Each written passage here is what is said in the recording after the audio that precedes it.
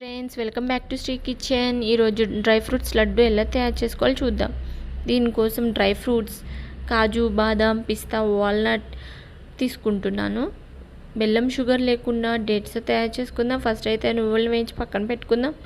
అదే కళాయిలో 2 స్పూన్స్ నెయ్యి వేసుకొని కట్ చేసి పెట్టుకున్న డ్రై ఫ్రూట్స్ అన్నింటినీ 2 నిమిషాలు వేయించుకోవాలి. ఇంకొంచెం నెయ్యి తీసుకొని డేట్స్ పేస్ట్ని కూడా అందులో 2 నిమిషాలు వేయించుకొని డేట్స్, డ్రై ఫ్రూట్స్ రెండింటిని కొంచెం కొంచెం నెయ్యి వేస్తూ రౌండ్గా చేసుకోవాలి.